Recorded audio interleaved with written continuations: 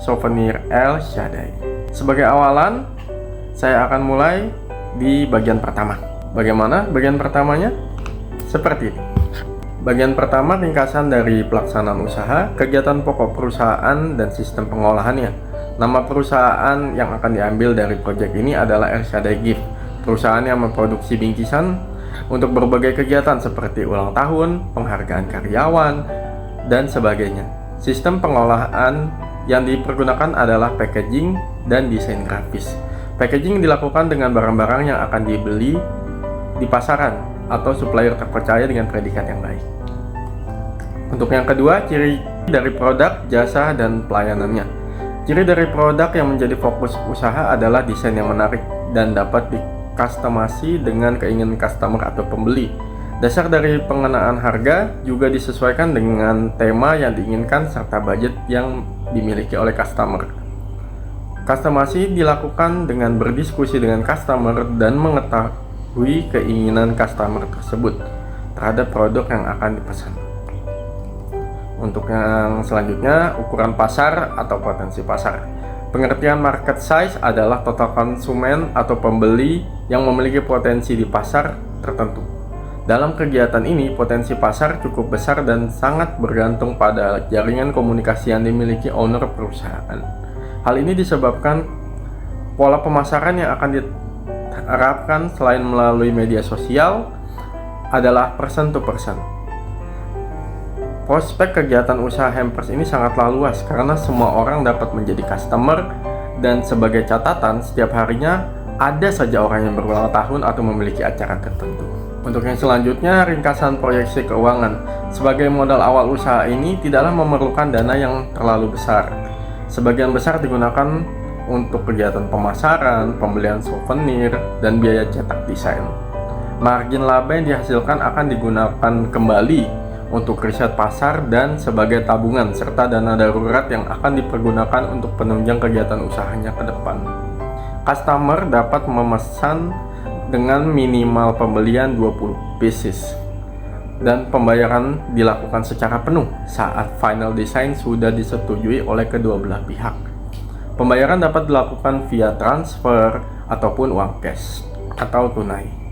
Dari desain, customer akan menghasilkan dasar pengenaan harga dan margin laba yang ditetapkan oleh owner sebesar 25% dari harga yang dibayarkan customer, di mana laba bersifat bersih tanpa dikurangi beban pengiriman maupun beban-beban yang lain. Untuk jumlah dana yang diperlukan dan penggunaannya, sebagai awalan untuk modal kita akan pergunakan dana sebanyak Rp500.000 yang akan dialokasikan 50% untuk pemasaran dan sisanya akan dipergunakan sebagai kas dan sebagai riset untuk kedepannya. Karena sistem dari usaha ini adalah kustomasi, maka dana yang diperlukan akan menyesuaikan dengan desain dan keinginan dari customer tersebut, dengan tetap memperhatikan margin laba sebagaimana disebutkan sebelumnya. Penggunaan dana dari pembayaran customer akan dipergunakan untuk biaya desain, packaging, dan pembelian berbagai merchandise sebagai isi dari hampers tersebut. Untuk selanjutnya, kita akan masuk ke pembahasan mengenai deskripsi aspek-aspek bisnis. Dalam perusahaan El Shaddai Gift ini, kita memiliki visi dan misi. Untuk visinya adalah menjadi perusahaan packaging hampers yang berskala nasional, dan yang kedua adalah menjadi inspirasi baru dalam dunia desain grafis. Untuk misinya sendiri, untuk yang pertama adalah menjadi saluran berkat dan kebahagiaan bagi semua orang. Yang kedua adalah membantu pemerintah dalam menciptakan ekonomi kreatif. Untuk tujuan jangka panjang dan jangka pendek perusahaan, untuk jangka panjang, kita akan melakukan riset pasar yang lebih mendalam dan mempelajari berbagai desain di Nusantara, sehingga diharapkan semua desain yang akan kita produksi itu memiliki corak khas Nusantara yang dapat dipergunakan oleh customer. Untuk jangka pendek perusahaan, kita akan lebih memaksimalkan keuntungan dan pendapatan serta memperluas jaringan customer. Selanjutnya mengenai potensi usaha. Usaha ini berpotensi menjadi solusi bagi individu maupun perusahaan yang belum memiliki ide atau gagasan mengenai apresiasi apa yang akan diberikan. Seringkali kita bingung dalam memberikan sebuah bingkisan ulang tahun bagi teman, kolega, atau bahkan tetangga kita. Dan diharapkan dengan usaha ini, customer akan menemukan solusi dari masalah yang seringkali terjadi itu. Untuk pembahasan selanjutnya, keunikan produk dan pelayanan. Keunikan produk perusahaan ini dibandingkan dengan kompetitor lain adalah kita desainnya kostumasi. Kostumasi di sini adalah desain dengan memperhatikan pada keinginan customer, kemauan customer. Jadi sebelum kita memproduksi sebuah barang, kita akan terlebih dahulu melakukan diskusi dengan customer via online maupun offline, yang bisa dilakukan kapan saja dan di mana saja, sehingga barang yang akan kami produksi adalah 100% dari keinginan customer itu sendiri. Untuk pembahasan ketiga adalah aspek pemasaran. Untuk selanjutnya, target dan segmen pasar. Target pasar usaha ini tidak hanya terbatas dari karyawan kantor, mahasiswa, perusahaan, atau perkumpulan kemasyarakatan, tapi semua lapisan masyarakat dapat secara mudah mengakses produk kami. Karena sebelumnya, seperti disebutkan di atas, produk kami ini sangat fleksibel untuk berbagai acara, untuk berbagai tujuan. Kalau ukuran dan tren pasar, ukuran pasar dari usaha ini cakupannya sangat besar dan sangat bergantung pada jaringan yang dimiliki oleh owner dan pemasaran yang dilakukan secara online. Dikarenakan tidak terbatas secara demografi sebagaimana telah disebutkan sebelumnya, untuk tren pasar cenderung naik apabila disesuaikan dengan adanya hari-hari besar nasional maupun keagamaan. Adapun dengan tujuan untuk ulang tahun atau acara perusahaan, trennya adalah stabil. Mengingat setiap hari ada saja orang atau perusahaan yang memiliki acara tertentu, seperti halnya ulang tahun, penghargaan karyawan bulanan, atau penghargaan karyawan terbaik tahun itu. Setiap hari pasti ada. Untuk selanjutnya, situasi persaingan. Situasi persaingan dalam dunia packaging hampers sangat ketat, dikarenakan semua perusahaan yang bergerak di bidang ini pasti berlomba-lomba untuk menghasilkan harga yang murah dan isi paket yang beragam. Sebagai pemilik usaha, owner dituntut harus senantiasa kreatif dalam menciptakan inovasi dan senantiasa dinamis dalam pola berpikir guna menghadapi pola customer yang berbeda-beda. Terutama di dunia industri 4.0 saat ini, media sosial menjadi salah satu sarana dalam pemasaran suatu produk. Ditambah lagi dengan produk yang memakai jasa influencer untuk memasarkan produknya. Hal ini dapat mengakibatkan sentralisasi pelaku pasar yang tidak jarang berujung pada monopoli pasar oleh satu produsen perusahaan. Untuk selanjutnya, kalkulasi atau perkiraan pasar. Kalkulasi perkiraan pasar adalah hasil jumlah penduduk dengan persentase pasar.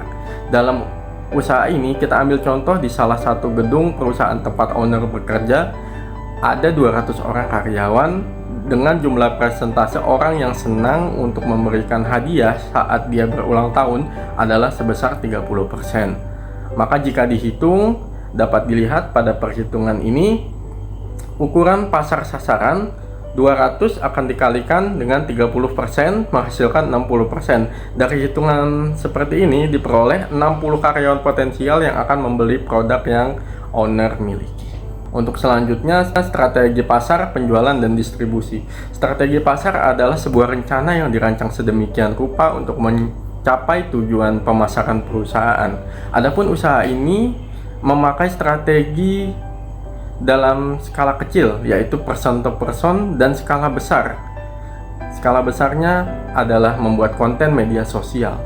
Untuk skala kecil, person to person, seperti yang kita ketahui, cara pemasaran ini adalah sangat efektif di masyarakat sebab beredar dari mulut ke mulut dan langsung dari pemakai kepada pemakai berikutnya, sehingga mereka akan menyebarkan experience atau pengalaman yang telah mereka miliki saat memakai produk yang kita sudah tawarkan dan kita jual kepada mereka. Untuk skala besar, kita akan membuat konten di media sosial ataupun platform komunitas setempat. Platform komunitas setempat dapat berupa perkumpulan ibu-ibu atau bapak-bapak yang biasanya memiliki hobi yang sama. Nah, dari situ kita akan melihat sebuah peluang di mana Di dalam komunitas tersebut pasti ada saja orang yang memiliki jiwa sosial dan jiwa berbagi yang tinggi. Nah, itu yang akan menjadi fokus utama sasaran kita dalam memasarkan produk. Untuk pendistribusian, jika masih dalam satu lokal tempat kerja, owner akan membawa secara langsung kepada customer. Jika jarak jauh, kita akan menggunakan jasa pengiriman dengan asuransi dalam setiap paket, guna memastikan kualitas barang akan sama baiknya dengan produksi sampai kepada tangan customer. Paket yang akan dikirim menggunakan bungkus gelembung ataupun packing kayu jika jumlahnya banyak dan pengirimannya jarak jauh. Untuk selanjutnya, periklanan dan promosi. Pengiklanan produk melalui komunitas yang ramai di media sosial serta konten di akun sosial media yang dimiliki oleh perusahaan. Jadwal upload mengikuti jam prime yang dilakukan konsisten setiap hari. Untuk promosi yang akan dilakukan adalah potongan harga untuk pembelian berskala besar atau tambahan parcel untuk pembelian dengan jumlah atau nominal tertentu. Dan untuk pemberian hadiah ini dilakukan tanpa diketahui oleh pihak pembeli, sehingga memberikan efek kejutan, efek surprise kepada pembeli tersebut, sehingga customer merasa lebih senang. Dan bisa saja mereka membagikan pengalamannya kepada teman atau kolega, sehingga pemasaran secara person to person dapat terlaksana dengan baik. Untuk selanjutnya, untuk lokasi pemasaran yang paling sesuai untuk produk ini adalah di kantor dan di media sosial. Di zaman yang serba canggih saat ini, semua orang tentu saja memiliki setidaknya telepon genggam untuk berkomunikasi dan bermain media sosial. Hal ini yang coba dimanfaatkan oleh owner dalam memasarkan produk di beberapa daerah yang juga terdapat forum khusus di mana masyarakat dari daerah tertentu bisa bertemu dan bahkan mereka menjual barang atau jasa yang mereka miliki. Untuk selanjutnya di bagian keempat, aspek resiko. Resiko dan hambatan. Dalam usaha ini, resiko sangat mungkin terjadi adalah strategi pemasaran yang tidak efektif, dapat mengakibatkan penurunan produksi barang. Di samping itu, pendistribusian barang kepada customer yang jauh dapat menimbulkan resiko baru, yaitu barang menjadi cacat atau paket hilang selama pengiriman. Adapun hambatan yang mungkin ditemui selama menjalankan perusahaan adalah kendala mempelajari pola perilaku konsumen yang berbeda-beda. Terkadang seringkali beberapa konsumen adalah individu yang memiliki kesibukan dan mobilitas yang tinggi sekali, sehingga sulit untuk menemukan jadwal diskusi dan hanya bergantung kepada owner untuk menentukan tema, desain, dan isi hampers.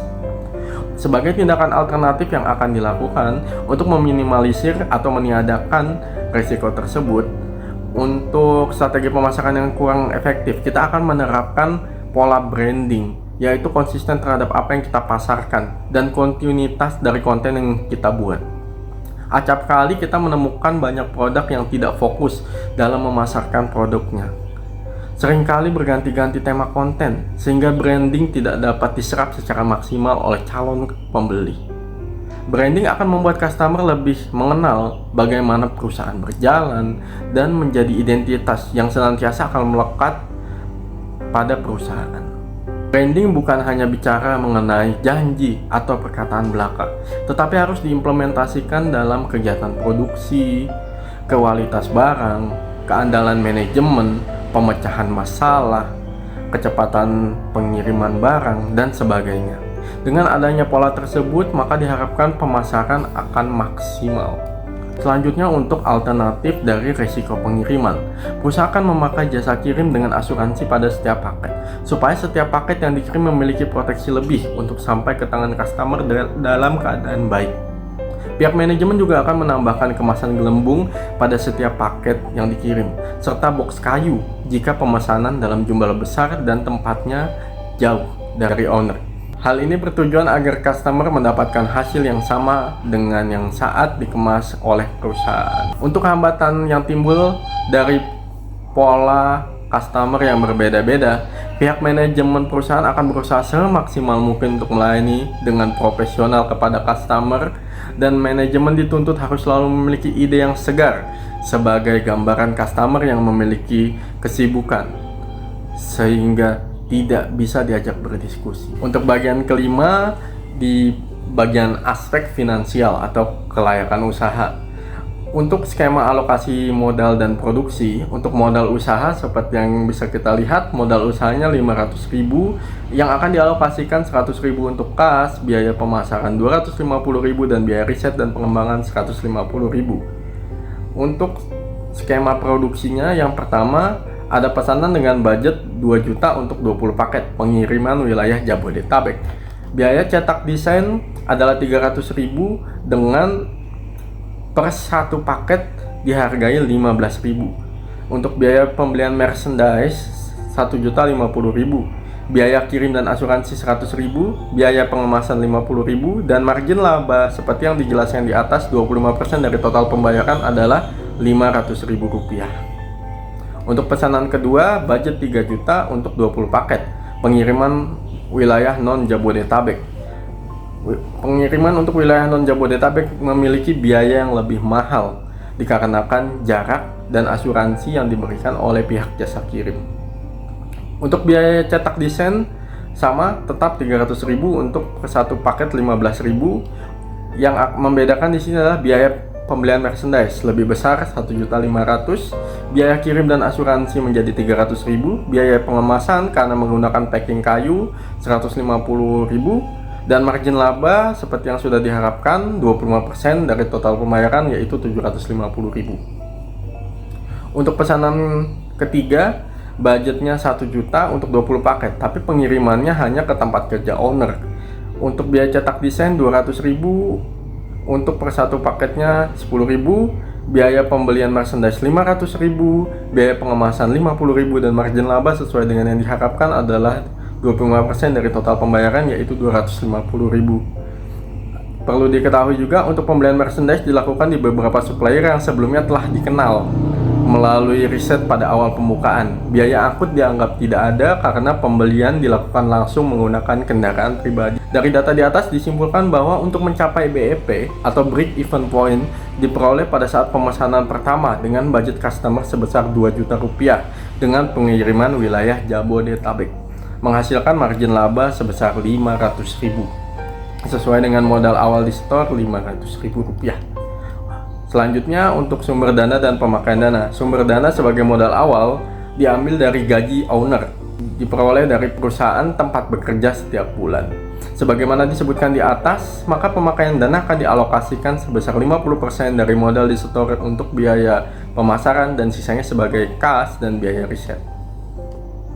Untuk yang selanjutnya, penahapan finansial. Penggunaan modal sebanyak 50% untuk pemasangan iklan adalah cara yang cukup efektif dalam penggunaan modal, karena sesuai dengan tujuan jangka pendek, yaitu memperluas jaringan relasi customer. Alokasi untuk kas sebanyak 20% adalah komitmen untuk menjaga keuangan perusahaan agar selalu tersedia dana untuk darurat dan situasi yang tidak bisa ditebak. Keuntungan yang diperoleh dari penjualan selanjutnya tetap dialokasikan untuk biaya pemasaran dan sisanya sebagai kas perusahaan. Owner tidak sama sekali mengambil price dari perusahaan jika keuntungan dirasa belum maksimal, dan fokus pada kegiatan bisnis dan pengembangannya saja. Owner juga menghindari transaksi yang mencurigakan dan selalu meminta pembayaran penuh terlebih dahulu sebelum memulai pekerjaan. Untuk jangka panjang, alokasi dari kas perusahaan akan digunakan sebagai riset lanjutan untuk mempelajari kebudayaan dari Nusantara guna mengembangkan desain yang lebih inovatif.